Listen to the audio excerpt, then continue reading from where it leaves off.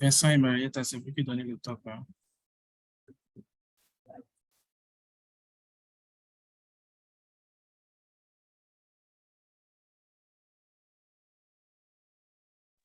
Non, tu as dit quoi?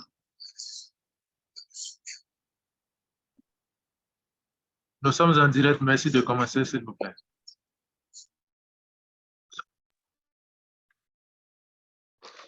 Bonsoir et merci à tous pour votre présence à cet atelier dédié au lancement de la note d'analyse du CIAF sur la transition en Guinée, un pays qui est depuis 2 ans dirigé par le colonel Mamadi Doumbouya, venu au pouvoir par un coup d'État renversant le régime Alpha Condé le 5 septembre 2021.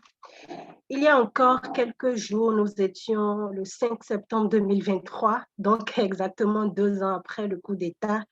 Et c'est d'ailleurs à l'occasion de ce 2e anniversaire du coup d'État du 5 septembre 2021 en Guinée que le CIAF propose une note d'analyse qui porte un regard sur la gouvernance de la transition et ressort les grands schémas de sortie de crise. Dans le déroulement de ce programme ce soir, nous procéderons au lancement officiel de cette note d'analyse. Où va la Guinée? Regard sur les trajectoires de la transition Doumbouya. Mais bien avant cette instance solennelle, la note d'analyse nous sera présentée par M. Doumbouya, M. Amara Doumbouya, qui est co-auteur de l'œuvre.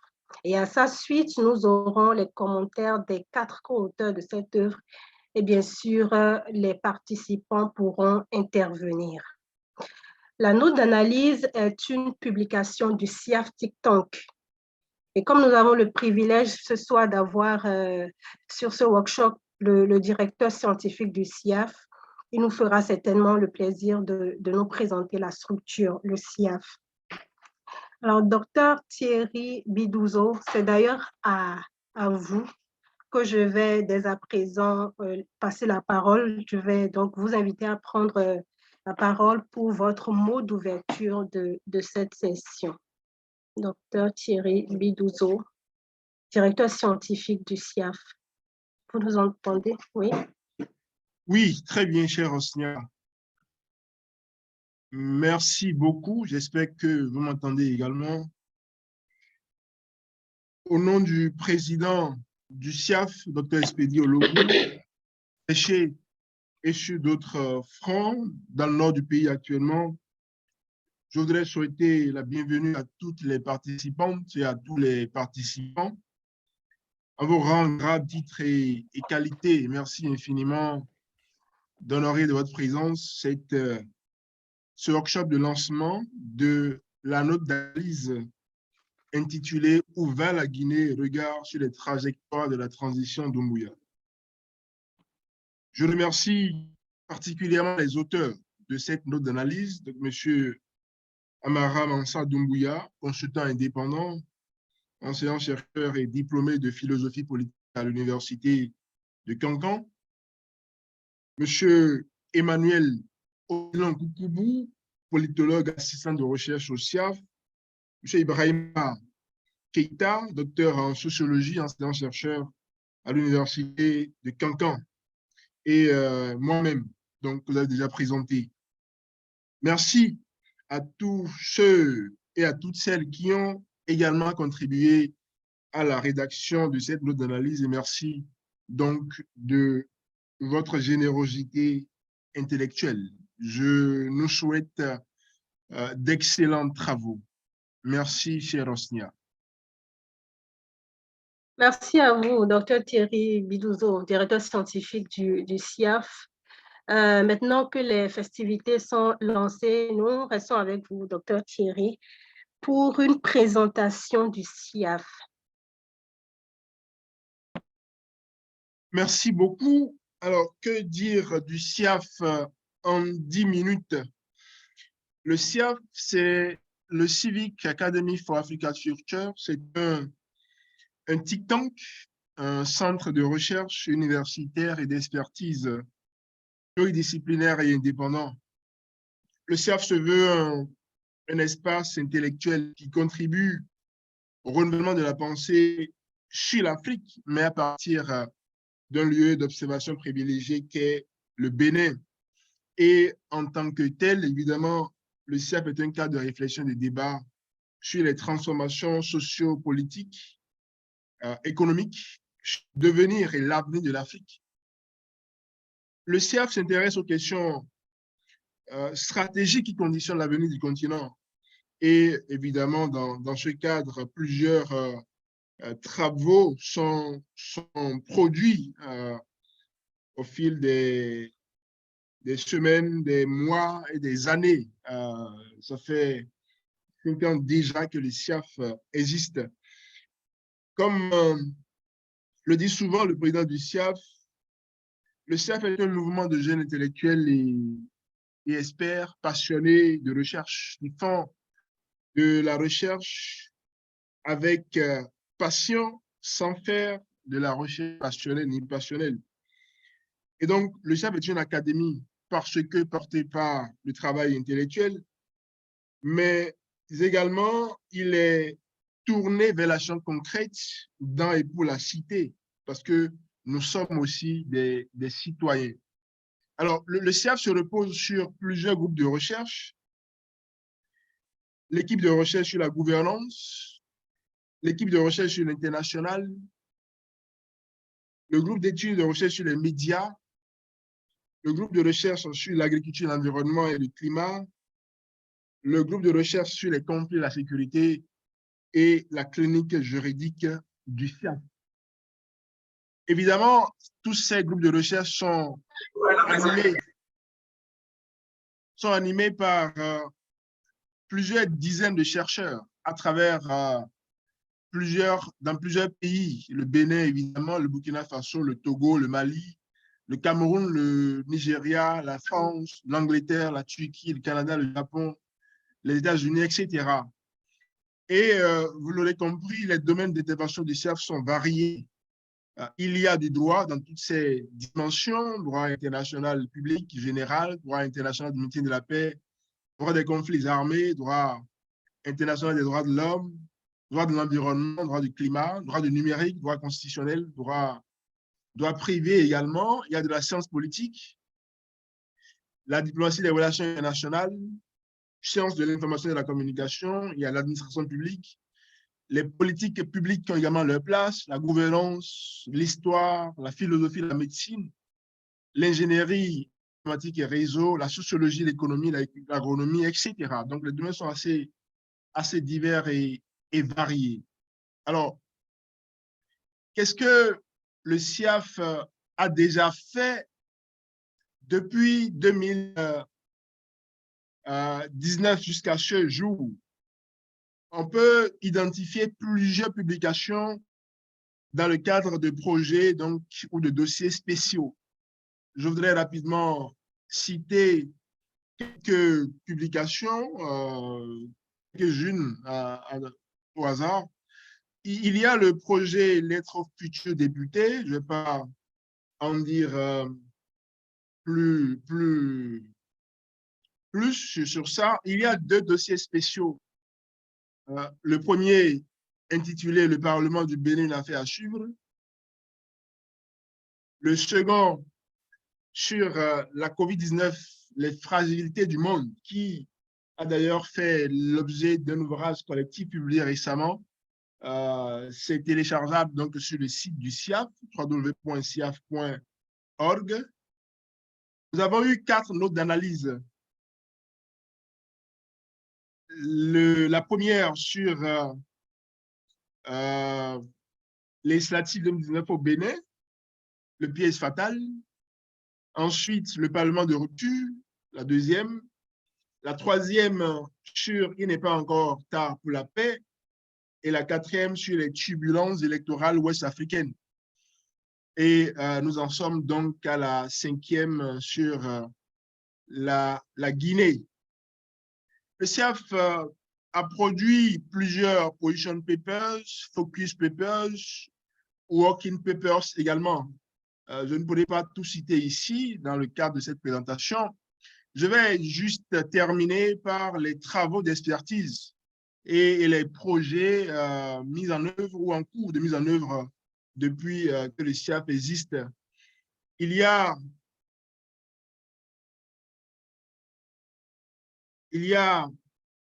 le projet Résilience démocratique qui va à sa fin avec l'appui financier de OSIWA et qui fera l'objet dans les prochaines semaines d'un ouvrage collectif sur le sujet. Il y a à venir le premier numéro de la revue Iwaju Africa et le lancement de l'appel à proposition pour le second numéro. Il y a la mise en œuvre du projet Université d'été béninoise en droit international pour une société durable et équitable au Bénin avec l'Institut de recherche pour le développement. Il y a plusieurs autres projets, donc de publication d'ouvrages collectifs sur différentes questions. Le projet en cours actuellement, enfin, les projets en cours actuellement sont par exemple le projet d'accompagnement juridique des victimes de violations des droits de l'homme que nous mettons en œuvre avec la Commission béninoise des droits de l'homme, l'appui financier de l'Association du barreau américain et de l'USAID. Le projet est mis en œuvre par la clinique juridique du SIAF. Il y a également le projet pluriel qui est sur le point de commencer. Donc, il y a divers projets que le SIAF met en œuvre ou a déjà mis en œuvre et l'essentiel de ce qu'on peut dire en termes de présentation du SIAF dans ces quelques 10 minutes est là. Et donc, le SIAF, fondamentalement, pense et agit pour l'Afrique qui vient. Et l'Afrique qui vient ne doit pas être une Afrique toujours en transition. C'est pourquoi nous en sommes là à cette note d'analyse sur la Guinée. Encore merci à toutes et à tous. Je nous souhaite encore une fois d'excellents et fructueux travaux. Merci, Dr Thierry Bidouzo, pour cette présentation assez détaillée du SIAF et de ses travaux. Vous l'avez tantôt dit dans vos propos, le SIAF a déjà publié 4 notes d'analyse. Nous en sommes aujourd'hui à la publication de la 5e note d'analyse, une note qui porte sur le regard, qui porte sur, qui met, enfin, je perds mes mots, une note d'analyse qui porte sur la gouvernance de la transition d'Oumbouya en Guinée. Je ne vais pas m'étendre en propos, je vais plutôt inviter M. Doumbouya Amara pour une présentation de cette note d'analyse. Où va la Guinée? Monsieur Doumbouya, si vous nous entendez, veuillez activer votre micro pour nous présenter cette note d'analyse. Monsieur Doumbouya, c'est bon?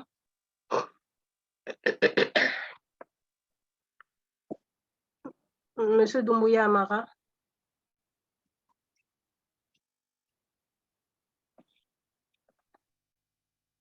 Là, on ne vous entend pas.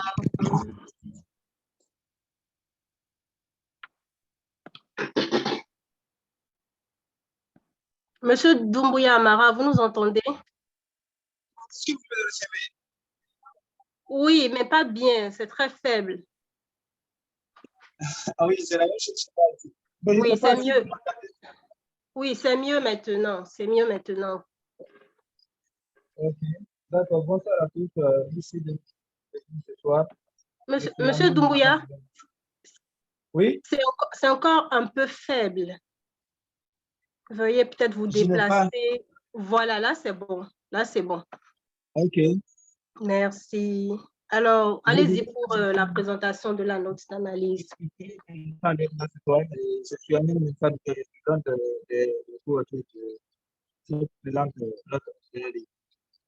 cette note d'analyse s'intitule Où va la Guinée? Regarde sur la trajectoire de la Doumbouya.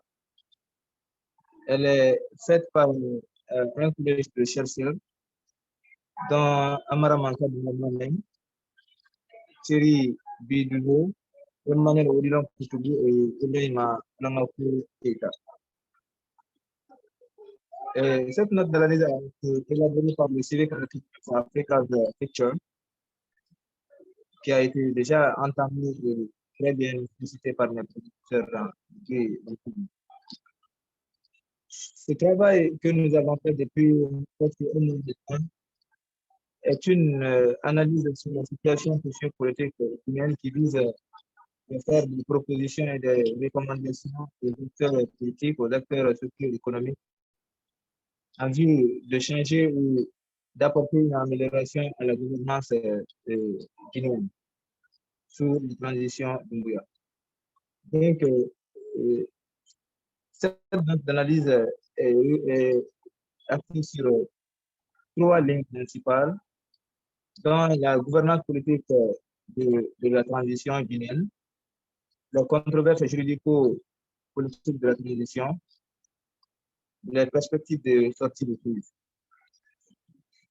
Après l'introduction, la gouvernance politique diversement appréciée se regroupe dans les rapports contractuels entre les acteurs politiques, des rapports de croissance avec les acteurs de la société civile, des rapports difficiles avec les acteurs internationaux.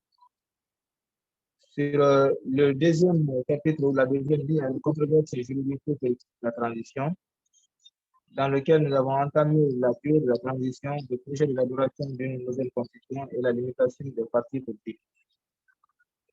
En troisième lieu, et enfin, c'est le perspective de cette crise. Sur cet axe, il y a des propositions ou des perspectives qui consistent à élaborer une étude comparative entre le régime de Lansana Conté et le régime de Mamadi dans le cadre des perspectives de la fin de la transition. C'est-à-dire qu'il consiste à savoir si Doumbouya va s'inspirer de Lansana Conté, se maintenir au pouvoir malgré tout. Aussi, il va suivre le destin de Moussa Dadou Camara avec un départ involontaire du pouvoir.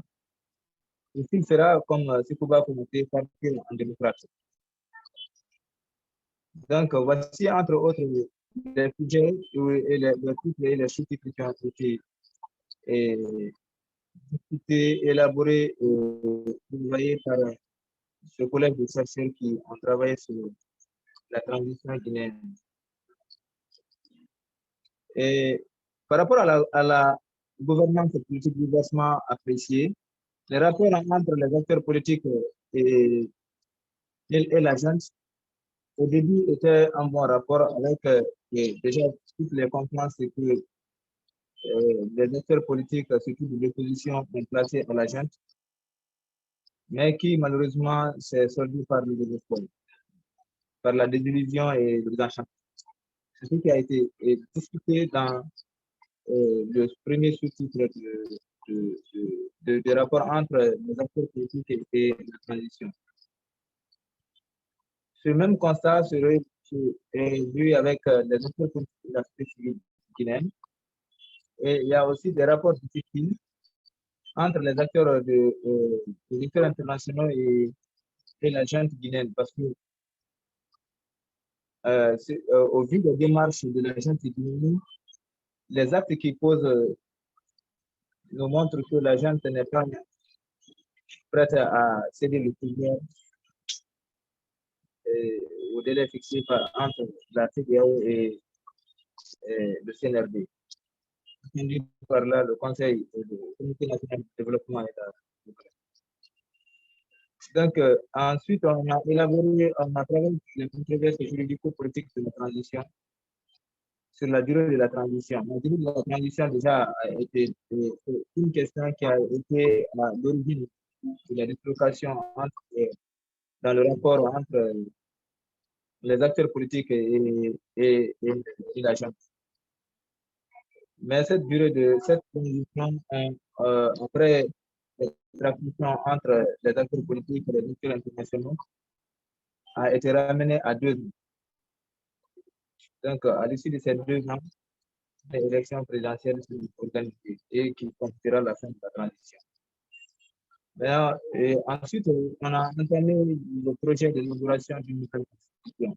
Cette nouvelle constitution va-t-elle s'inspirer de l'ancienne constitution, de la constitution de 2010, où elle sera une innovation? C'est les autres questions qui ont été élaborées sur ces rubriques. Ensuite, la limitation des partis politiques, qui est une question au sein de CNT, du Comité national de la transition.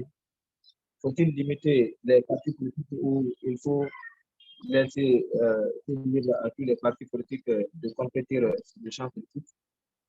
Cette dynamique juridique a été discutée sur ces rubriques. Ensuite, les perspectives de sortie de crise. La Guinée a connu 3 types de transitions, mais les deux premières transitions ont été des transitions mal élaborées parce que nous décidons entre les acteurs et la jeune. Parce que Alassane Conté a pris le pouvoir en 1984 après le décès du chef président M. Touré. Il a fait 9 ans de transition et plusieurs autres années de pouvoir plus ou moins contesté par la population guinéenne et la classe politique. Mais Lansana Conté est revenu d'une mort naturelle. Quant à Moussa Dadis Kamara qui a pris le pouvoir après la mort de Lansana Conté, les premiers rapports ont été les bons entre Dadis Kamara et la population guinéenne avec toutes les promesses de remettre le pouvoir au civil. Mais malheureusement, vu l'intention de confisquer le pouvoir par Dadis, il y a eu un mouvement populaire qui s'est soldé par la mort de plusieurs personnes et de plusieurs femmes violées. Et après ces événements qui se sont déroulés le 1er septembre 2009, Dadis a été quitté par son aide de camp, la première député. Et involontairement, il a quitté le pouvoir. Sekouba Konaté a repris le pouvoir de Dadis et a assuré une transition de 1 mois, a mis le pouvoir au civil et est parti en 2010. C'est en quelque sorte sur cette thématique-là que nous avons travaillé, sur cette note d'analyse. C'était là la présentation. Je vous remercie.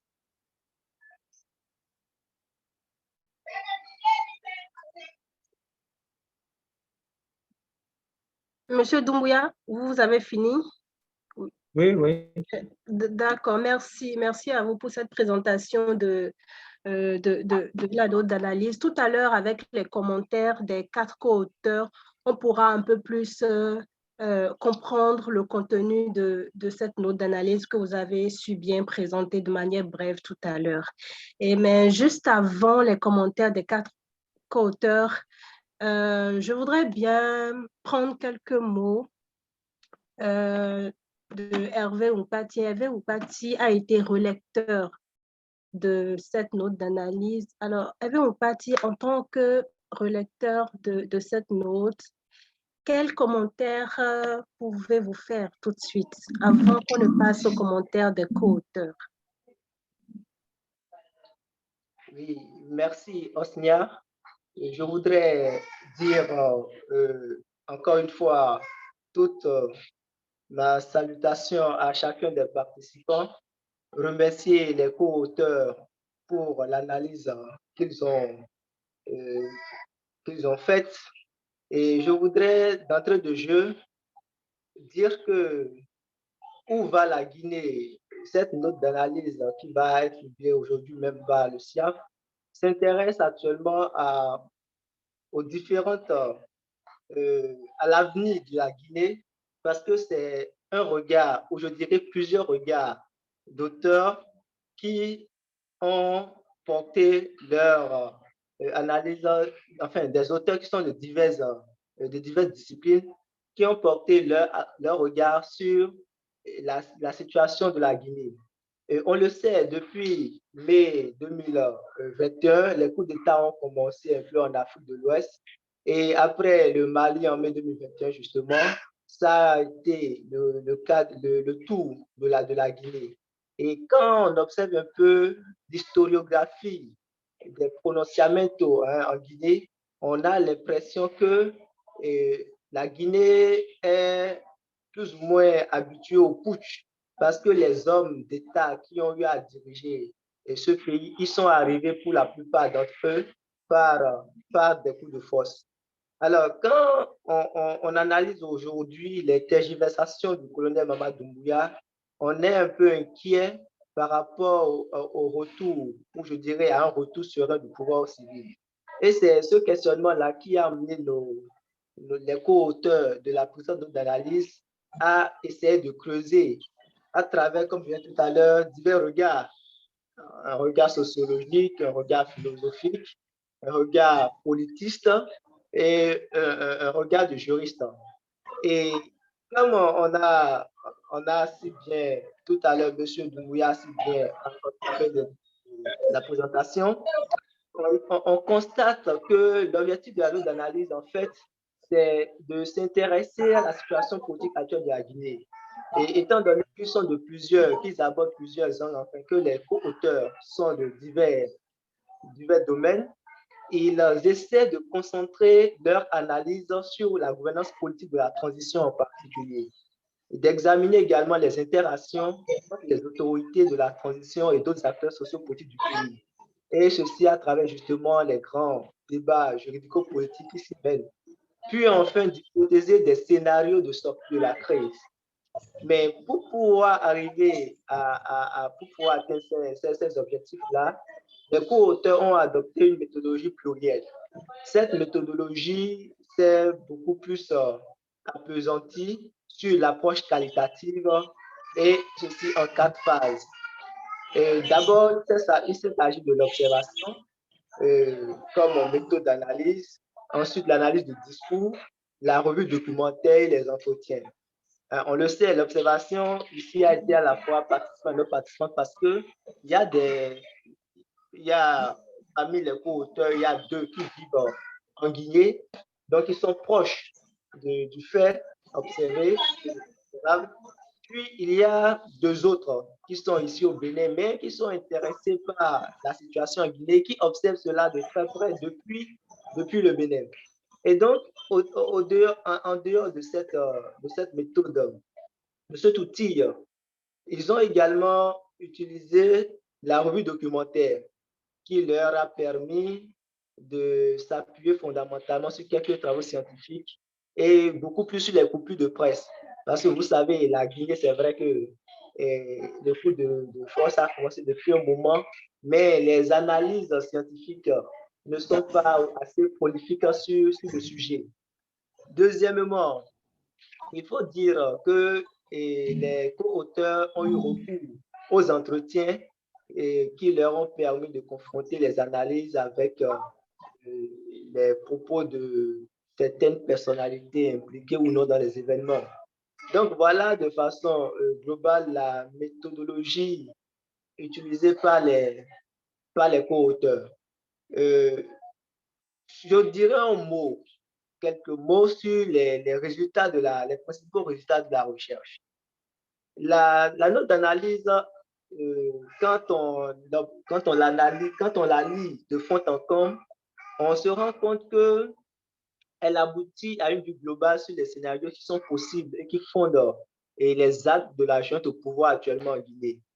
Et loin d'être des recommandations, puisque la transition est toujours en cours, et on pourrait dire que les résultats de la recherche nous préparent l'opinion nationale guinéenne et la communauté internationale à ce qui pourrait se produire en Guinée au terme de la transition, de la période de transition. Et ça, c'est la dernière partie de l'analyse de le démontrer. Et on s'interroge sur les réactions ou la finalité de la politique de Doumbouya et on se demande si Doumbouya pourra s'inspirer de Lansana Conté ou bien il aura le même destin que Dadis Camara ou encore il fera comme Sékouba Konaté. De toute façon, les scénarios plausibles évoqués par la note d'analyse permettent de voir, d'observer l'avenir de la Guinée avec un peu de réticence, un peu d'inespérance, je dirais, d'inespérance parce que les postures de Doumbouya ne rassurent pas d'un avenir plus ou moins certain, plus ou moins apaisé. Cependant, il me plaît de dire que les scénarios proposés par la note d'analyse ne sont que des hypothèses et que la fin de la transition pourra nous permettre de vérifier. Et puis, peut-être qu'aucune de ces hypothèses ne sera vérifiée, que Mamadou Doumbouya suivra sa propre voie et écoutera également la voie qui est la sienne. Alors, au-delà de ce que je pourrais appeler cette vue globale de l'œuvre, je pourrais dire que les co-auteurs ont fait un travail assez fourni parce que la question de la transition guinéenne est une question qui s'analyse sous plusieurs angles et elle est approchée par divers acteurs en fonction de leur expertise, en fonction de leur domaine d'intervention également. Et donc, ce qui est assez intéressant sur cette note d'analyse, c'est qu'elle a quand même touché à plusieurs angles. Je vous l'ai dit tout à l'heure, les co-auteurs ne sont pas d'une seule discipline. Il y a des sociologues, il y a un philosophe, il y a un politiste, puis il y a un juriste. Et donc, je dirais que les 4 grands domaines de la vie, de façon globale, sont là et les analyses nous permettent de voir quelle pourrait être la finalité de la transition qui se déroule actuellement en Guinée. Alors, je finirai sur quelques 2-3 notes de stylistique et je dirais que l'ouvrage quand même la note d'analyse, elle est bien documentée à partir des notes de bas de page des auteurs évoqués et bien entendu des coupures de presse dans lesquelles les auteurs sont allés chercher certaines informations.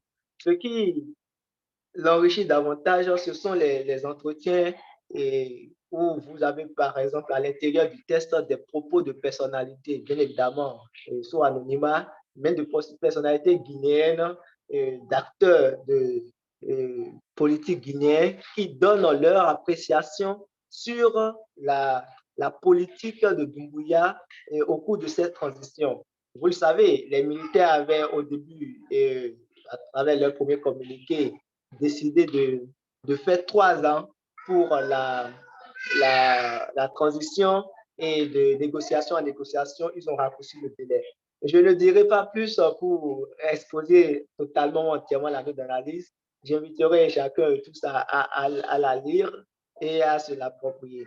Voilà quelques mots que je jette comme cela sur la note d'analyse faite par nos co-auteurs que je remercie au passage. Et je finirai par souhaiter une bonne suite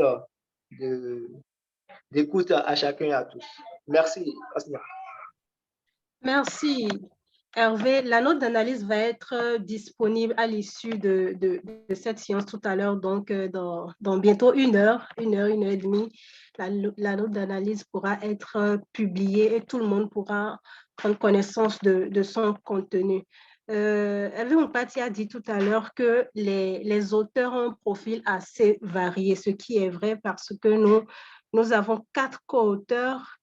Monsieur Doumbouya Amara, qui est enseignant-chercheur diplômé de philosophie politique à l'Université de Cancan. Thierry Bidouzo, maître assistant en droit public, enseignant-chercheur à l'Université d'Abomey-Calavi et chercheur au CIAF. Emmanuel Odilon Koukoubou, qui est politologue, assistant de recherche au CIAF. Et Ibrahima Alamako Keïta, qui est docteur en sociologie, enseignant-chercheur, assistant de recherche à l'Université de Cancan. Et donc, on a ce profil assez varié pour cette note d'analyse. Et tout de suite, je m'en vais poser une question à M. Doumbouya pour recueillir les commentaires des co-auteurs. Monsieur Doumbouya, vous êtes toujours connecté. On va maintenant passer aux commentaires des co-auteurs. Monsieur Doumbouya Amara, est-ce qu'il nous entend? Il n'est pas là. D'accord. Un autre co-auteur, Dr Thierry Bidouzo, vous êtes également co-auteur de... Je suis là, madame. D'accord, on va prendre des commentaires, les commentaires des co-auteurs. En attendant que M. Doumbouya ne revienne, je vous pose une question tout de suite qui nous permettra de recueillir vos commentaires. Alors, dans le document, vous avez parlé d'une transition, de la durée de la transition. Alors, on va s'intéresser à la durée de la transition en Guinée. Alors, le compte à rebours a démarré le 1er janvier 2023. La transition devra donc être achevée au 31 décembre 2024, donc 2 ans. Alors, Dr Thierry, conformément à cette échéance, un certain nombre d'étapes ont été retenues devant conduire à la restitution du pouvoir à des civils. Donc, il s'agit entre autres du recensement général de la population, de l'établissement du fichier électoral, de l'élaboration de la nouvelle constitution et de 7 autres étapes encore. Concrètement, cette échéance de 2 ans, est-ce qu'elle est réaliste? Ou du moins, à quel type de transition, voire à quelle qualité de transition pouvons-nous nous attendre au bout de ces 2 ans de transition? Ok, merci beaucoup. Ok, c'est à M. Bidouzo de répondre ou bien la question m'est adressée. Je ne comprends pas. Une question pour le docteur Thierry Bidouzo. Ok, d'accord, merci. Oui, juste après, je reviens à vous, M. Doumbouya. Merci beaucoup, cher Osnia. Alors, il faut peut-être dire que les périodes de transition sont toujours des périodes où le droit est regardé d'une certaine façon, où sa fabrication est toujours objet de polémique.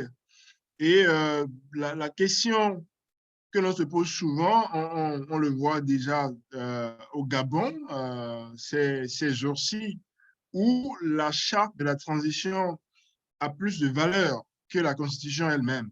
Donc, la question dans la pratique est de savoir le droit qui doit être appliqué à l'État en crise, le droit applicable aux institutions, aux acteurs. Par exemple, est-ce la Constitution sans les accords politiques, ou plutôt la Constitution à l'exclusion des accords politiques, ou les accords politiques à l'exclusion de la Constitution, ou encore les deux à la fois. Donc, il faut aussi réaliser qu'à défaut pour le droit constitutionnel de prévoir les mécanismes permettant de faire face à l'imprévu, à l'impasse, à l'urgent, à l'irrésistible, à l'insurmontable, il se développe des règles parallèles à celles du droit constitutionnel. Et on a le sentiment qu'au nom de la paix, la loi fondamentale est ignorée en même temps que le recours au juge constitutionnel pour sortir donc de l'impasse. Donc, vous l'avez dit, au nombre des grandes questions qui se posent actuellement, grandes questions de droit qui se posent actuellement en Guinée, c'est la question de la transition et de sa durée. Vous l'avez si bien dit, on va dire, le président colonel Doumbouya avait bénéficié au début d'une certaine euphorie populaire, état de grâce, pourrait-on dire, mais très tôt, ce temps de grâce a laissé place à l'après-transition. Et donc, la question de la durée de la transition s'est véritablement posée. Il avait été convenu de commun accord avec le Conseil national de transition que la transition allait durer 2 ans. 3 ans plutôt, 3 ans. Et c'est après les pressions, les mobilisations de tous ordres, pressions notamment des populations, des syndicats, de la société civile, de la classe politique elle-même, mais également pression de la communauté internationale, donc la CEDEAO notamment, que finalement, la transition a été ramenée à 2 ans, donc du 1er janvier 2023 au 31 décembre 2024. Et vous avez aussi évoqué les différentes étapes les différentes actions qui devraient être menées jusqu'à l'organisation des élections locales, puis législatives et celles présidentielles.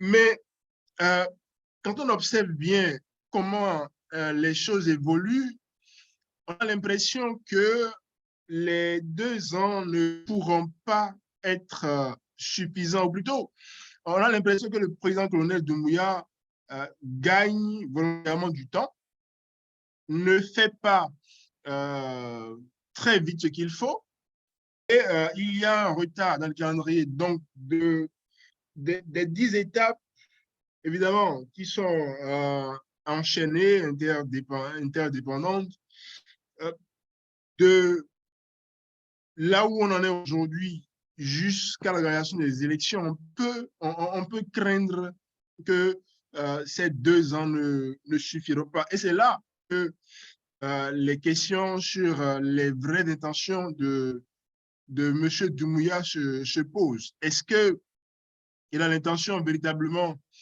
au bout des 2 ans, de faire les élections et de laisser le pouvoir à celui qui aura gagné?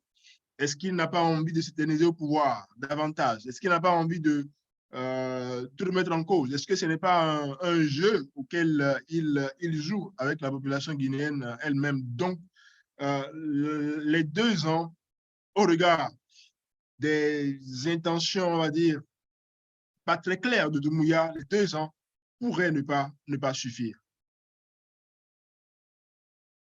Merci, Osnia. Merci, docteur Thierry Bidouzo. C'est assez clair, hein? Ces 2 ans pourraient ne pas suffire. On ne sait vraiment pas à quel jeu joue le président-colonel Doumbouya. Odilon Koukoubou nous présentera dans un instant les différents schémas possibles, donc les différentes issues possibles à ce jeu-là. Mais en attendant, on va voir si Monsieur Doumbouya nous entend, s'il est toujours avec nous. Monsieur Doumbouya Amara?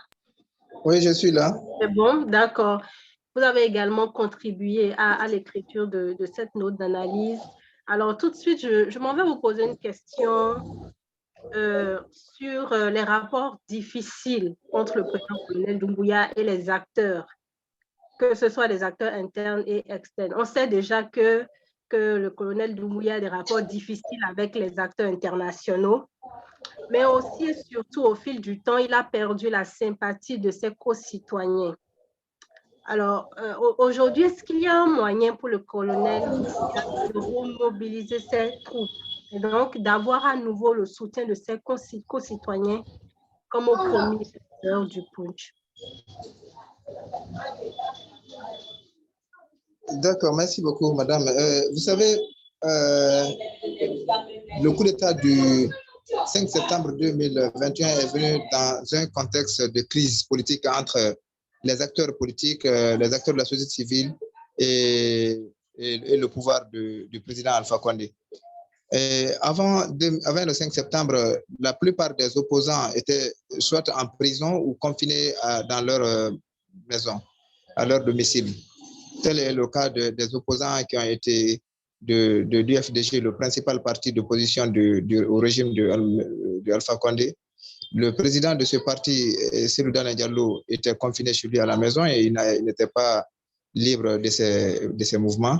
Et ensuite, les tenants ou les barons de son parti étaient tous en prison. Je vais parler de Ousmane Gawal, qui est un ministre actuellement du gouvernement de la transition. Je vais parler de Chérif Ba, je vais parler de Abdoulaye Ba et beaucoup d'autres choses, de personnes plutôt, excusez-moi.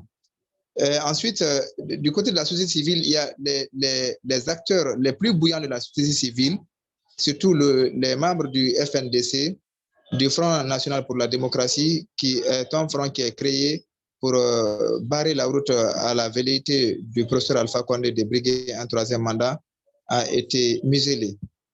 ses principaux responsables ont été emprisonnés.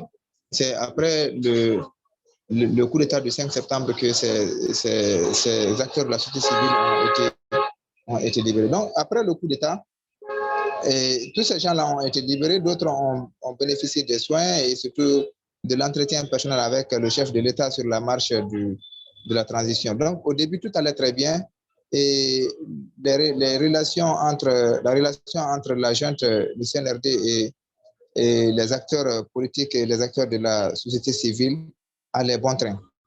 Mais malheureusement, certaines choses ont été constatées qui a marqué ou qui a attiré l'attention des acteurs politiques et des acteurs de la société civile sur la volonté du chef de l'État, Doumbouya, à céder le pouvoir aux civils. Premièrement, il a procédé à la spoliation des biens des principaux leaders politiques tels que Sidi Touré et Cellou Dalein Diallo. Ces deux ont été déguerpis de leur maison en dehors de tout procès. Et ensuite, les acteurs de la société civile avaient demandé à la junte non seulement de publier la liste des membres, puisque les membres du CNRD sont sous l'autorité du colonel Doumbouya. Donc, il fallait les identifier pour qu'un jour, après la transition, si un manquement aux droits humains ou un quelconque détournement de biens publics arrivait, de pouvoir les identifier facilement. Mais malheureusement, la junte n'a pas accepté de publier la liste des membres du CNRD, comme on l'avait vu au temps de Dadis. Au temps de Dadis, c'est tous les membres du CNDD, c'est-à-dire qui étaient dans le Comité national du développement et de la démocratie de Dadis Camara, ont été publiés et on connaissait chaque membre du CNDD.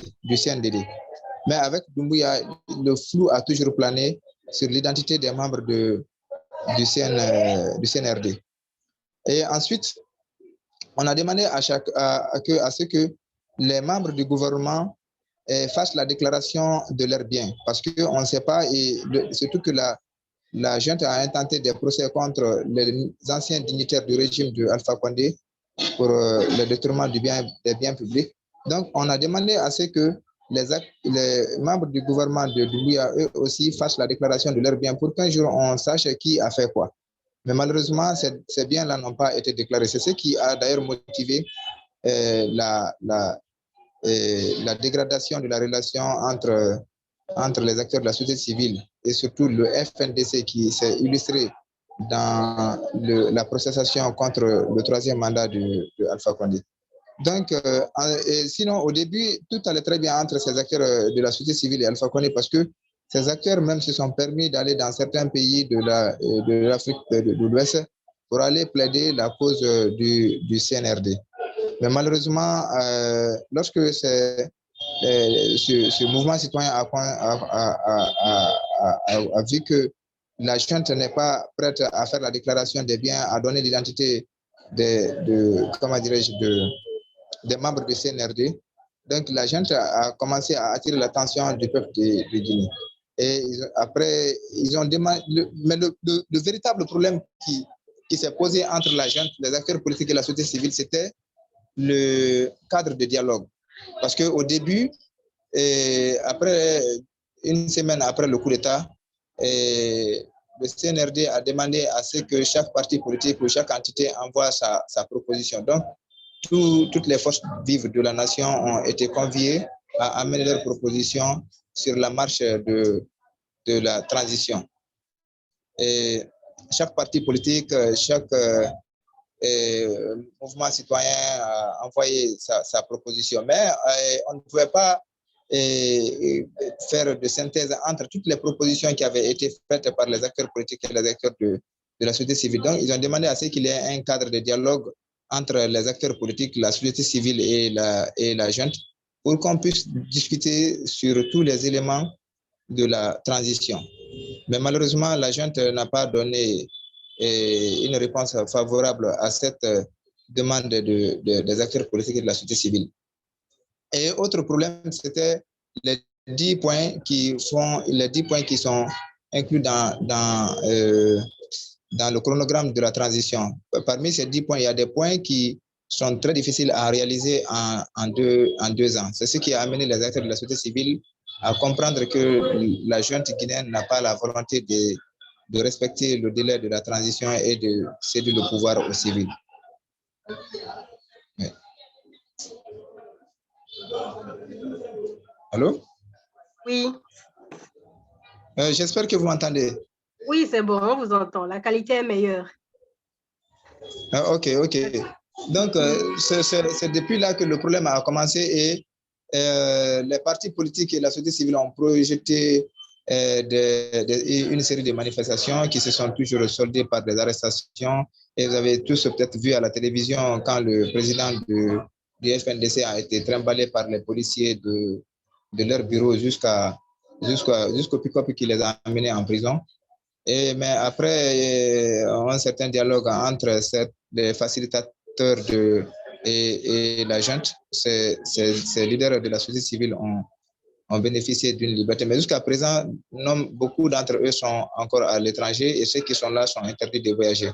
Donc, le rapport entre la junte et les acteurs politiques, je dis bien les principaux acteurs politiques et les principaux acteurs de la société civile est complètement dégradé parce que on voit en la junte la volonté de s'éterniser au pouvoir. Je vous remercie. Merci beaucoup, M. Doumbouya Amara. Alors, M. Keïta nous a rejoint entre-temps. M. Keïta qui est également co-auteur de cette note d'analyse, Keïta Ibrahima. Est-ce que vous nous entendez correctement, M. Keïta? Pouvez-vous activer votre micro pour vos commentaires sur la note d'analyse? M. Keïta Ibrahima, vous nous entendez? Pouvez-vous activer votre micro? Non. Alors, il ne nous entend certainement pas. Donc, on va donc passer au dernier co-auteur, Odilon Koukoubou, le temps que M. Keïta revienne. Alors, Odilon Koukoubou, le principal objectif de cette note d'analyse est non seulement de faire une analyse générale de la situation politique en Guinée, mais aussi et surtout de proposer, au regard de cette analyse-là, des issues possibles de la crise. Alors, selon vous, quel pourrait être ce que vous qualifierez de meilleur scénario pour la fin de ce film, La Transition Doumbouya? Et à l'antipode, quel pourrait être ce que vous qualifierez de pire scénario pour ce même film, Transition Doumbouya? C'est une question à 2 volets. Merci et bonsoir à tout le monde. Le meilleur scénario sera le meilleur pour la Guinée. Le pire sera le pire pour la Guinée. Et le meilleur pour la Guinée, à mon avis, c'est de retrouver une vie démocratique rapidement, c'est-à-dire au bout du délai qui est identifié et qui semblait déjà assez long. Et le pire, ça serait par exemple un bis repetita du 28 septembre 2009, c'est-à-dire une situation où on se retrouverait à compter des dizaines de morts, voire des centaines de morts du fait d'un pouvoir de transition qui refuserait de partir et qui mettrait tout en œuvre pour se maintenir au pouvoir. Donc, dans ces situations-là, je pense que le meilleur pour la Guinée, ce serait bien évidemment de... Est-ce que vous m'entendez? Est-ce que vous m'entendez? Oui, on vous entend. Oui, c'est bon. J'ai l'impression de m'entendre. OK. Non, ça va. Et donc, je pense que le meilleur pour la Guinée, ça serait au bout du délai qui est fixé, qu'il n'y ait pas de dilatoire et que tout le processus qui a été prévu soit respecté qu'au 1er janvier 2025, il y ait une vie démocratique normale qui soit retrouvée. Mais au-delà de cela, on va espérer aussi, et ça sera dans le meilleur scénario, que ça ne soit pas de 2021 à 2024, 3 ans de perdu ou plus. Parce qu'au-delà d'élections, je pense que faire un tel délai de transition, c'est aussi pour consolider les institutions et régler quelques problèmes, notamment structurels qui existaient et qui empêchaient une bonne gouvernance selon ce qui avait été, disons, sollicité, qu'on appelle évoqué ou mis en avant par les bouddhistes pour obtenir ce temps de transition. On va espérer qu'au bout des 3 ans et plus, qu'on ait vraiment non seulement une élection crédible et libre qui propulse la Guinée dans une démocratie qui va se consolider, mais en plus que les réformes qui ont été annoncées aient été réellement bien conduites dans un esprit de consensus et puissent aider le pays à consolider son processus politique et de gouvernance. Le pire, je l'ai déjà dit, vous imaginez, j'ai pas trop envie de le développer, mais la situation ou le scénario à la Dadis Camara n'est pas souhaitable et il faut, à mon avis, tout faire pour éviter cela. Merci. Merci à vous, Odilon Kukubu. Et je vais tout de suite relancer le dernier co-auteur de cette analyse, Keita Ibrahima. Est-ce que vous nous entendez? Monsieur Keita, il est en ligne, mais j'ai l'impression qu'il ne nous entend pas. Monsieur Keita Ibrahima, vous nous entendez? On n'a pas de réponse. Son micro est fermé. Ce n'est pas bien grave, il n'est plus connecté. Monsieur Keita Ibrahima, vous nous entendez? Est-ce que vous pouvez activer votre micro, interagir avec nous? C'est possible? Oui. Bonsoir, vous nous entendez?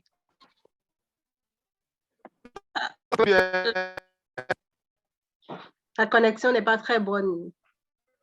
On a vraiment du mal à vous entendre. Je vous propose de couper votre caméra. Ça pourrait peut-être, ça va permettre de mieux vous entendre. Je vous propose de couper, voilà, la caméra et puis là, on pourra mieux vous entendre. Bonsoir, Monsieur Keita, vous nous entendez? Docteur Keita. Docteur Keita Ibrahima, c'est bon? Non? Oui, je vous entends très bien. Je vous reçois très bien. Je ne sais pas si vous m'entendez aussi. Voilà, c'est maintenant on vous entend très bien. Ça fait plaisir de vous avoir. Okay. Merci. D'abord, je tiens à vous présenter toutes mes excuses pour le retard dû à une panne technique au niveau de mon appareil. D'accord.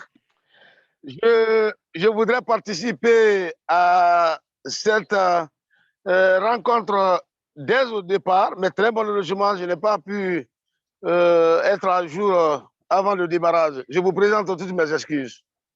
D'accord, ce n'est pas bien grave. Le plus important, vous êtes désormais là. Nous sommes à la phase des commentaires, des co-auteurs de cette analyse. Et puis, nous avons déjà fait plus d'une heure de discussion. Nous avons compris que le colonel Doumbouya ne fait pas vraiment l'unanimité, que la transition est très controversée. Alors, je n'ai qu'une seule question à vous poser. Je crois qu'elle est assez elle va déterminer l'opinion de plus d'un. Alors, Dr Keïta, est-ce que le colonel Doumbouya est plus une chance ou une malchance pour la Guinée? Est-ce que c'est une grâce ou une disgrâce pour la Guinée? Au regard vraiment de... Merci de m'avoir Merci de m'avoir posé cette question. Généralement, comme on le dit qu'en Afrique, les grands espoirs aboutissent à des grandes déceptions. Au départ, la population avait applaudi. Mais très malheureusement, il y a eu des incidents qui se sont produits et qui ont poussé la population à réfléchir autrement. Quand je prends l'exemple sur la situation des contractuels, après avoir mis des milliers de cadres à la retraite, tous les jeunes s'attendaient à un recrutement à la fonction publique pour combler le trou. Mais très malheureusement, la junte a sensibilisé des jeunes, a sauvé le système éducatif l'année dernière pour qu'après, ils puissent vraiment être engagés à la fonction publique. Très malheureusement, ils ont utilisé une nouvelle stratégie qu'on appelle fonction publique locale. Ça les met à signer avec ces contractuels pour qu'ils aillent en classe. Ces jeunes ont passé l'année sans percevoir 3 mois de salaire et n'ont perçu que 2 mois. Donc, ça, c'est d'abord un premier désenchantement. Tout le monde a été déçu. Les gens se posent la question, les milliers de personnes à la retraite, les relèves ne sont pas recrutés. Quelques contracteurs qui ont sauvé l'éducation encore, le gouvernement est incapable de prendre leur situation en charge. Ça, c'est d'abord un premier aspect, jusqu'à présent, qui n'a pas trouvé de solution. Deuxièmement, le désespoir. Un autre facteur encore très différent, c'est au niveau de la gestion. Tout le monde pensait que les erreurs du passé allaient être corrigées et la gente allait aussi aider de commettre les mêmes erreurs passées, de corriger les anciennes, les erreurs passées et à ne pas commettre de nouvelles erreurs. Mais très malheureusement, nous constatons la gabegie financière dans les différents restaurants, cafés, lieux de regroupement dans les grandes villes de la Guinée. Je viens d'effectuer une mission à l'intérieur du pays, à Kankan, à Koussa, à Kéroné. Là où Doumbouya est né, c'est-à-dire Doumbouya est né à Kankan, dans le quartier Banangoroda, quartier de Banangoroda, où j'ai effectué 2 semaines d'enquête, au cours desquelles j'ai constaté, j'ai interviewé même des citoyens qui ont été complètement déçus de l'action de Doumbouya. Ça, c'est un aspect très important. Ça, c'est son fief, ça, c'est son berceau d'abord, Kankan, quartier Banangoroda. Donc, les gens disent que ce que la gente est en train de détourner, même le régime d'Alpha Condé, le régime renversé n'a pas détourné ce montant. Parce que pour la rénovation, par exemple, de la résidence du ministre, on n'a pas de milliards. Pour tout le monde a été déçu. Pour l'organisation des prochaines élections présidentielles, on nous parle vraiment de 600 milliards de francs guinéens. Ça, ce montant est perçu comme étant exorbitant, comme étant un montant insupportable, un montant proposé pour ne pas qu'on aille aux élections, pour ne pas que l'ordre constitutionnel soit établi. Parce que quand on pose une condition impossible vraiment à atteindre, donc c'est comme si on parlait d'élection. Ça, c'est selon les perceptions de la population. Si la chose est parvenue à fixer ce montant, c'est qu'elle ne veut pas qu'on aille aux élections. Ça, c'est la première. Ensuite, la nomination des chefs de quartier. Proposition de nomination des chefs de quartier par les gouverneurs. J'ai dit tout récemment dans le décret de M. le Président de la République que ce sont les gouverneurs des régions administratives qui vont nommer les chefs de quartier. Or, depuis le premier régime, depuis le temps de feu Ahmed Sékou Touré jusqu'à là où nous sommes, les chefs de quartier ont été toujours élus, mais ils n'ont jamais été nommés. Donc ça, c'était encore un désespoir total. La population a été désespérée, c'est sorti de la junte. L'appareil judiciaire, entre les magistrats et le ministre de la Justice et garde des Sceaux, vous avez suivi avec attention les différents reproches qui ont été formulés contre le ministre. La suspension arbitraire de certains magistrats et d'ailleurs mettre sur les réseaux sociaux les actes de suspension de certains cadres. C'est-à-dire, quand il veut suspendre un magistrat, directement il met sur les réseaux sociaux. Avant que les intéressés même ne soient en position du papier, vous verrez que sur les réseaux sociaux, Facebook, partout, TikTok, vous verrez que les éléments ont déjà leur nom sur les réseaux sociaux qui sont suspendus. Une sorte d'humiliation, une sorte vraiment de démarche atypique jugée inacceptable par les magistrats. Donc, le collectif des magistrats demande à ce que la suspension soit levée et que les actes pareils de monsieur le ministre cessent immédiatement, à ne plus maintenant mettre sur les réseaux sociaux les actes de suspension et de lever la suspension des cadres qui ont été arbitrairement sanctionnés.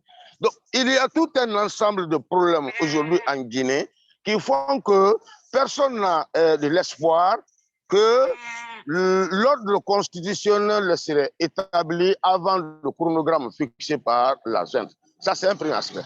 Mais les gens encore pensent que l'opinion internationale est en train de soutenir Doumbouya, la junte en général. Selon la plupart des individus que j'ai interrogés à l'intérieur du pays, au-delà même de la capitale Conakry, les gens pensent que Doumbouya, étant un ancien légionnaire français, serait en contact avec la France, serait en contact, vraiment, même si ce contact n'est pas officiel, mais il serait en contact avec la France.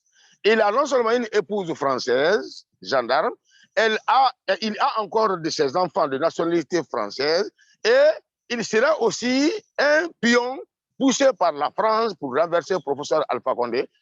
Selon les perceptions de la plupart des individus interrogés, hein, parce que c'est au cours des causeries dans les cafés, dans les restaurants, dans les maquis, que je me suis rendu compte que la population pense que c'est la France qui est en train de soutenir Doumbouya.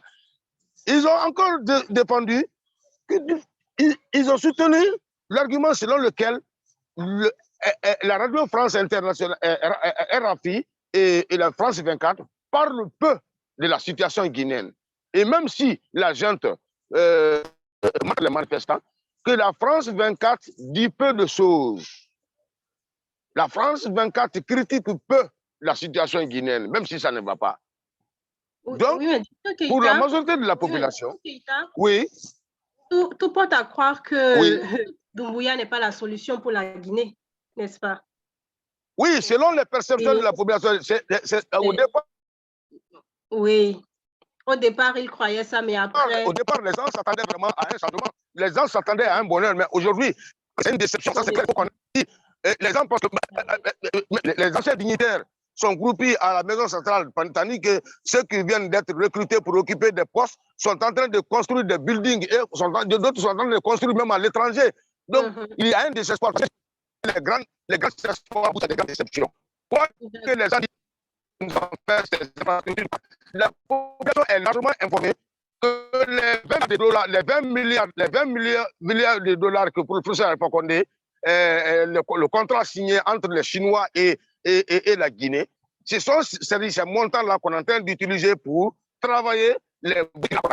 Donc, le contrat d'exploitation de la bauxite et autres. Là. Donc, la population est largement informée que ce ne sont pas des efforts vraiment de la junte qui sont en train de travailler comme ça les voiries urbaines à Conakry et à l'intérieur du pays. Les gens sont conscients de cela. Et toutes les autres réalisations qu'on est en train de faire en Guinée, les gens ont cette conscience, les gens sont largement informés à l'intérieur du pays que ce ne sont pas vraiment les efforts de Doumbouya, mais Doumbouya est venu vraiment trouver ses travaux en place, ses projets en place, déjà financés. déjà financé par professeur Alpha Condé. Je vous donne par exemple un exemple. Avant que le professeur Alpha Condé ne soit enlevé, et officiellement il a été dit à la télé et à la radio que la banque centrale est pleine, la banque centrale était pleine d'argent. Donc c'était un jeudi, vendredi, on a dit que même l'opposition a reconnu qu'en Guinée, il y a une croissance économique de la banque. Ils ont accumulé beaucoup d'argent pour les activités. Mais le dimanche, maintenant, il y a eu coup d'État. Le lundi plutôt, le lundi, il y a eu coup d'État. Donc la banque était pleine. Docteur Keita, on va poursuivre dans les échanges, mais avec les questions des participants. Là, ce sera vraiment plus précis. Et chers participants, voilà, c'est à vous désormais de prendre la parole, de poser des questions, de faire vos commentaires. Nous avons 4 auteurs qui sont là, qui ont travaillé pour produire cette note d'analyse. Donc, docteur Keita, vous allez prendre les questions tout à l'heure s'il y en a pour vous, ainsi que les 3 autres auteurs. Veuillez, s'il vous plaît, couper votre micro pour éviter qu'il y ait l'écho là. Merci, oui. Alors, nous allons prendre les questions des participants. Vous pouvez prendre la parole. Vous pouvez également laisser vos commentaires et vos questions dans le chat. Nous allons nous charger de les lire et de les poser aux auteurs. Alors, est-ce qu'on a déjà une intervention, une main levée? Dans le chat, on n'a pas encore de commentaires ni de questions. Chers participants, c'est à vous de réagir, de faire des commentaires ou de poser des questions à nos auteurs. Alors, s'il n'y a pas de questions, oui, j'aimerais intervenir, s'il vous plaît, Monsieur Noudiou. D'accord, prenez la parole, Monsieur Noudiou. Activez votre micro. Merci à vous, madame. J'espère que vous me recevez. Oui. Je tiens à remercier notre intervenant qui vient tout juste de terminer. Et par rapport à la question de savoir, est-ce que M. Doumbouya aujourd'hui n'est pas une fatalité, si j'espère, je le formule comme ça pour la Guinée. Moi, je voulais faire d'abord un commentaire. Lorsque nous prenons, par exemple, en Afrique en général, les coups d'État que nous avons eus ces dernières années, le Mali, le Burkina Faso, le Niger, la Guinée et d'autres, et bien d'autres, nous voyons que lors du premier discours, c'est-à-dire lorsque ces derniers, après le renversement du régime, ont tenu leur premier serment, on constate qu'aucun d'entre eux n'a mentionné plutôt solennellement le délai pour remettre le pouvoir aux civils.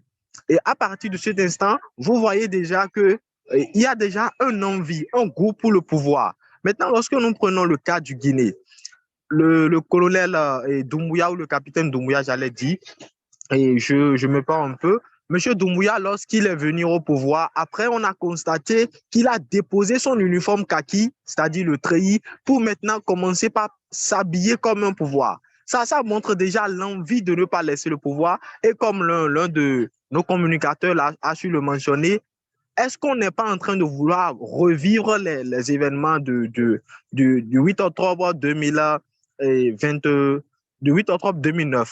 Et donc, je voulais poser la question à notre communicateur de savoir si le Mali également, c'est-à-dire Assimi Goïta, n'est pas aujourd'hui devenu aussi n'est pas en train de devenir aujourd'hui un malheur pour le Mali.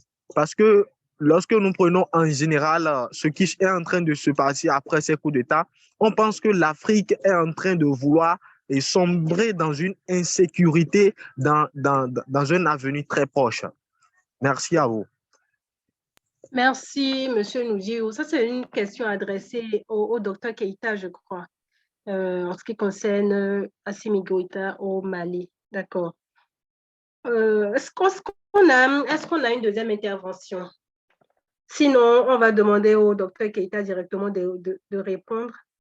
Oui, docteur Keita, vous pouvez prendre la parole vraiment assez brièvement pour répondre à la question de M. Nudjeo. Docteur Keïta, il a un peu de souci avec sa connexion Internet. J'espère qu'il est toujours avec nous, qu'il nous écoute. Docteur Keïta? Non. Alors, M. Nudjeo, on va adresser votre question à un autre auteur. D'accord? OK. Docteur Keïta est là. Docteur Keïta, est-ce que vous avez écouté la question? Est-ce que Assimi Goïta Le son. est un malheur pour son pays? Docteur Keïta, activez votre micro, s'il vous plaît. On ne vous entend pas. Votre micro. Là, on vous voit, mais on ne vous entend pas. Voilà. Veuillez activer votre micro, s'il vous plaît, docteur Keïta. Ce n'est toujours pas bon, on ne vous entend pas. Docteur Keïta, vous nous entendez? On va peut-être demander à un autre auteur de répondre. Oui, Odilon Koukoubou, vous pouvez vous prêter à cet exercice.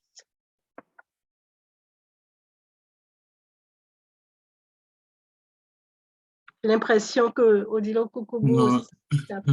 OK, on vous entend. Non, j'ai pas envie de me prêter à la question qui nous désole un peu.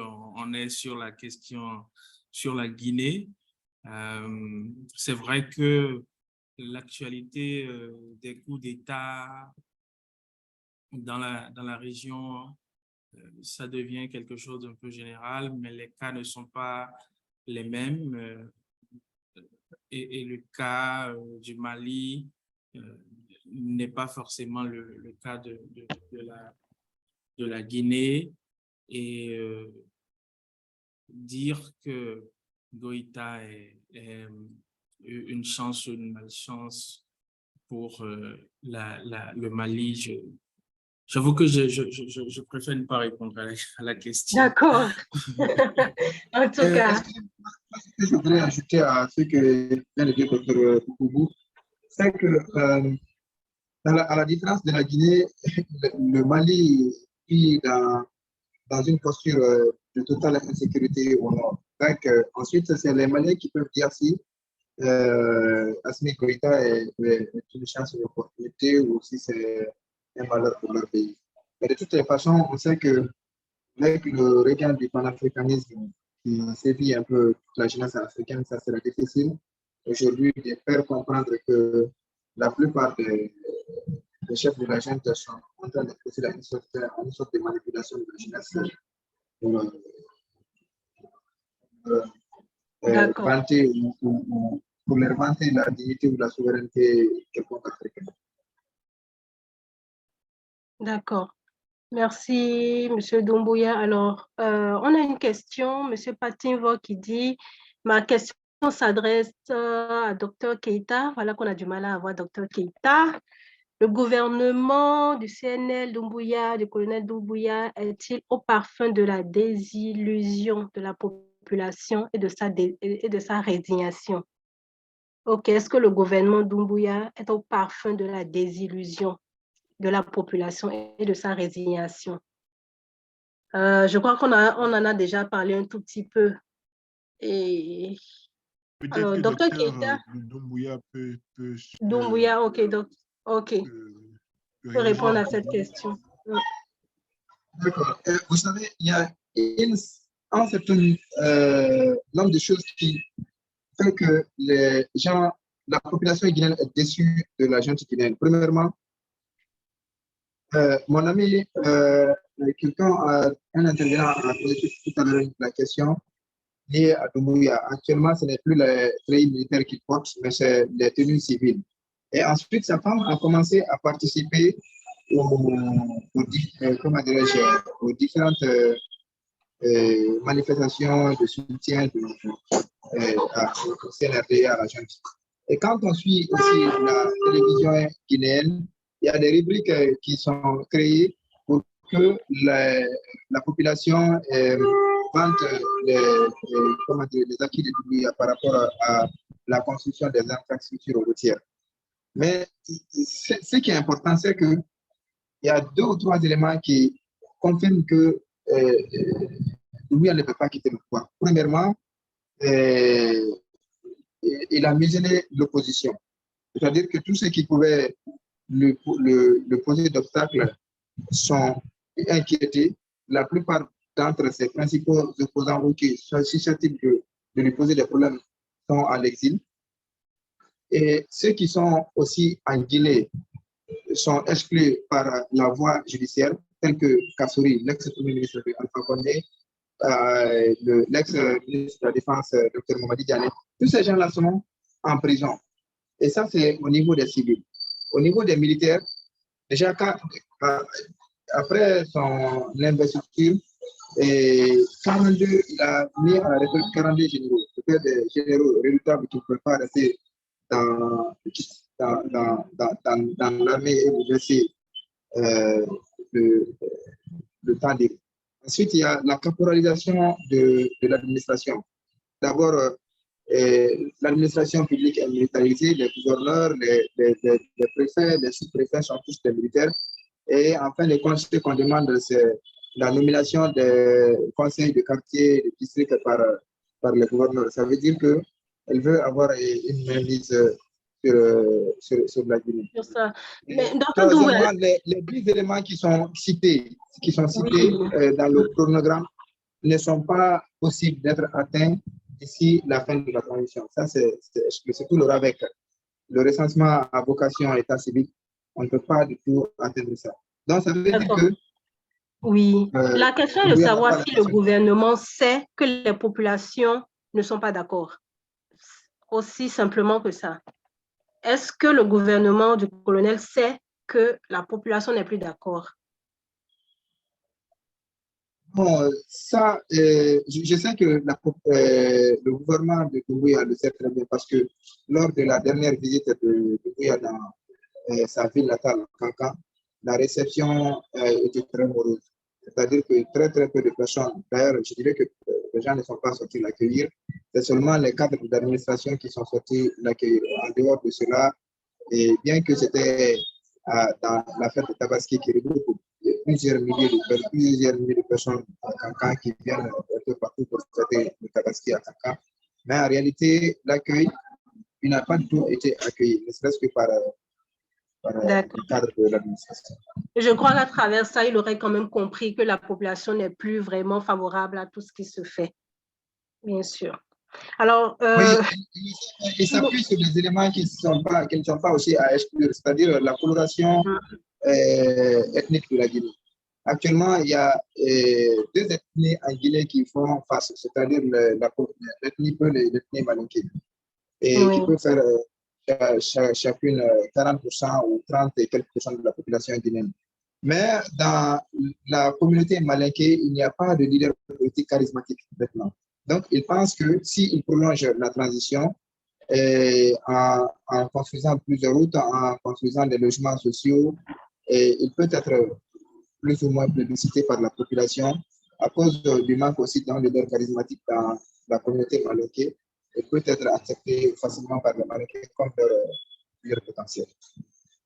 D'accord. Merci à vous, M. Doumbouya. Alors, dans le chat, on a beaucoup d'autres questions, mais je crois que ces questions pourraient trouver leur réponse à la lecture de l'analyse même. Donc, je propose qu'on passe directement au lancement officiel de la note d'analyse afin de pouvoir rendre accessible ce document-là et pour que tout un chacun puisse en prendre connaissance et puisse avoir des réponses aux questions.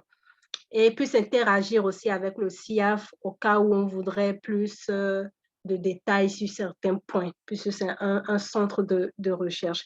Alors, Dr Thierry Bidouzo, secrétaire scientifique du CIAF, procédons à présent au lancement officiel de la note d'analyse sur la transition en Guinée. Merci beaucoup, chère Rosnia. Alors, je pense qu'il n'y a plus de lancement officiel en tant que tel. Le lancement est déjà fait à travers cette séance que nous tenons, que nous venons d'avoir. La note d'analyse, la 5e du SIAF, intitulée « Où va la Guinée? Regard sur les trajectoires de la transition Doumbouya » est déjà disponible sur le site du SIAF, www.siaf.org. Vous pouvez voir sur vos écrans les images, en tout cas un aperçu du site du SIAF. Donc, c'est déjà disponible sur le site du SIAF. Et ce n'est que la première note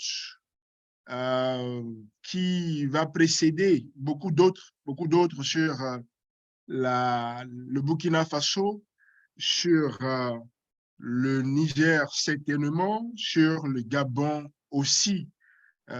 Espérons pour la Guinée qu'il y ait le meilleur des scénarios, comme l'a dit M. Koukoubu. Espérons pour la Guinée que la transition prenne fin dans de meilleures conditions et que l'Afrique dans son ensemble, en tout cas pour les pays considérés, quitte progressivement les mirages de la démocratie pour en atteindre désormais les rivages.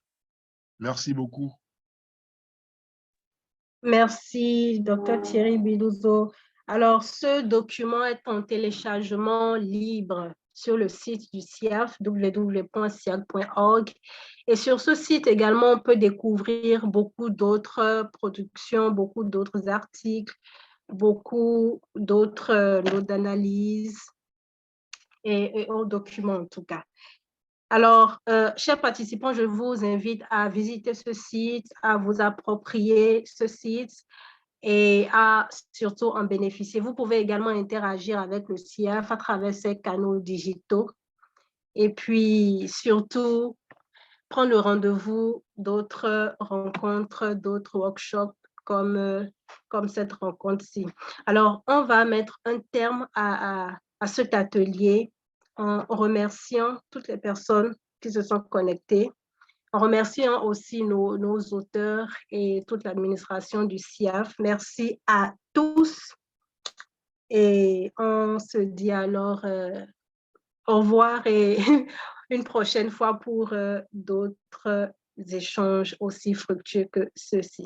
Merci et agréable soirée à tous. Merci à toutes et à tous. Merci, Osnia. Merci à tous.